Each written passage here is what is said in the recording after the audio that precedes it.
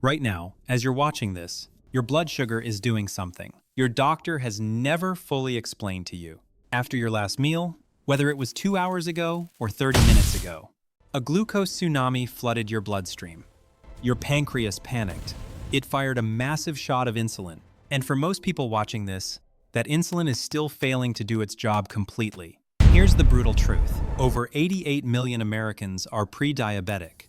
Not diabetic, pre-diabetic. And 84% of them have absolutely no idea. But here's what nobody is telling you. Your muscle cells have a hidden door, a mechanical gateway that has nothing to do with insulin. And a simple 1-5-minute walk after your meal is the master key that physically forces that door open, draining glucose from your blood, like pulling a drain plug from a bathtub. This is not a fitness video. This is metabolic biology. And by the end of this, you will never look at a post-meal walk the same way again.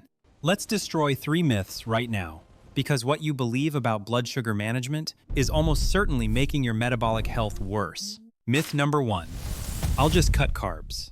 Cutting carbs reduces the amount of glucose you put into the pipeline. Fine, but it does nothing to train your cells to receive glucose efficiently. You're not fixing the drain. You're just reducing the flood. The drain is still broken. Myth number 2, my metformin is handling it. Metformin suppresses glucose production in your liver. That's one tributary of a very large river. It does not, I repeat, does not address the single most powerful glucose disposal system in your entire body, your skeletal muscle mass. We'll get to why in about 2 minutes, and it will change how you think about exercise forever.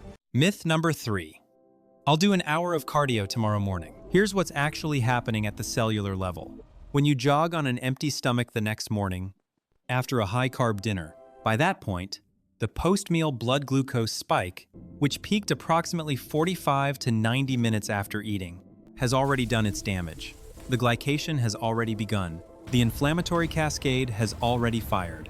You are mopping the floor while the faucet is still running. The window, the metabolic window, is right after you eat, and most people are sitting on the couch watching television directly inside it. Let's go inside your muscle cell right now, because what happens here is genuinely extraordinary.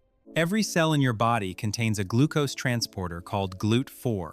Think of GLUT4 like a fleet of underground cargo submarines. Under normal resting conditions, these submarines are parked in a holding dock deep inside the cell, waiting for orders. They are not at the surface. Glucose cannot enter. Normally, insulin is the admiral. Insulin arrives, binds to a receptor on the cell wall, and triggers a molecular cascade, a signal relay chain, that orders those GLUT4 submarines to surface and dock at the cell membrane, where they become open channels for glucose to flow in. This is the system most people know about. Insulin opens the gate, glucose enters. Problem solved. But here is the biology that will genuinely shock you. There is a second command pathway to GLUT4 that bypasses insulin entirely. It is activated not by a hormone, it is activated by mechanical force and metabolic demand in the muscle itself. The enzyme is called AMPK, adenosine monophosphate activated protein kinase.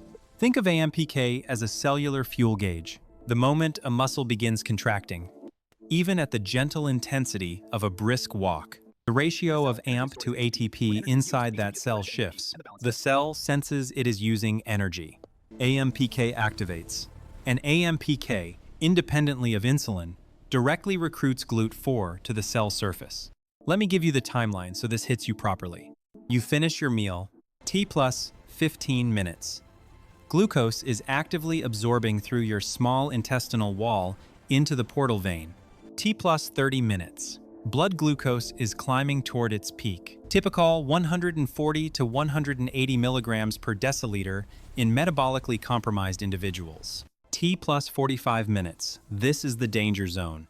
Excess glucose begins non-enzymatic bonding with proteins, that is glycation. That is the biological rusting of your blood vessels, your kidneys, your retinas. But, and this is the pivot, if you begin walking at T plus 15 minutes and continue for just 15 minutes, your quadriceps, hamstrings, and calves collectively, the largest metabolic engine in your body, accounting for up to 80% of your total post-meal glucose uptake, Begin pulling glucose directly out of circulation through that AMPK GLUT4 axis. No insulin required, no pharmaceutical required.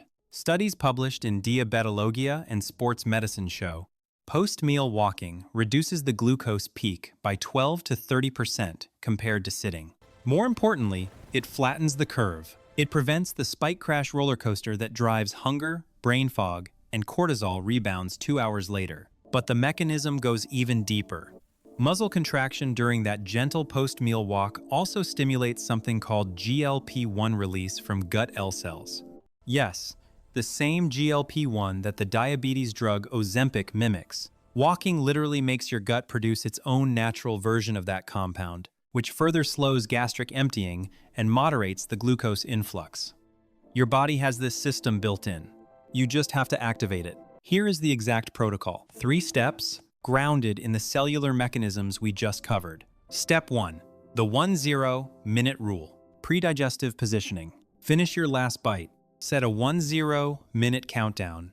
Do not sit. Stand, clean up, do light kitchen activity. This prevents the initial postural blood pooling that slows gastric motility. You are priming the gastric intestinal pipeline before the glucose flood peaks. At the cellular level, light standing posture already begins mild AMPK activation. In the soleus muscle, a uniquely fatigue-resistant calf muscle that, remarkably, has been shown to sustain high levels of GLUT4, mediated glucose oxidation, even during passive sitting when contracted. Step 2. The 15-minute mechanical walk. Opening the gate. Begin walking at a comfortable but deliberate pace, around 2.5 to 3.5 miles per hour. You should be able to hold a conversation, but you should feel your legs working. This is the AMPK activation window. Duration matters more than intensity here. You do not need to elevate your heart rate significantly. The mechanical signal of repetitive muscle contraction is the key. Outdoors is preferable. Natural light supports serotonin and suppresses post-meal cortisol, but a treadmill or even walking in place works at the cellular level. Step 3. The 5-minute cool down plus breath reset. Nervous system anchoring. At the end of your walk, slow to a casual stroll and breathe through your nose for 5 slow counts, out for 7. This activates parasympathetic tone, the rest and digest mode, which optimizes the final phase of digestion, improves bile flow, and prevents the sympathetic cortisol rebound that can re-raise blood glucose even after effective muscular uptake. You are not just managing glucose here. You are training your autonomic nervous system to process food without triggering a stress response. Here is what I want you to do right now, not tomorrow, tonight. After your next meal, tonight's dinner, I want you to set a timer for 10 minutes after your last bite. Get up and walk for 15 minutes. That's it. This single behavioral intervention, done consistently, has been shown to meaningfully improve fasting glucose markers, reduce HbA1c, and lower triglycerides over an 8 to 12 week period without any dietary changes. Now tell me in the comments below, what is your current fasting blood glucose in the morning before eating? If you have a continuous glucose monitor, what is your typical post-meal glucose peak? And how many minutes after eating does it occur? Because here is what I am building in the next video.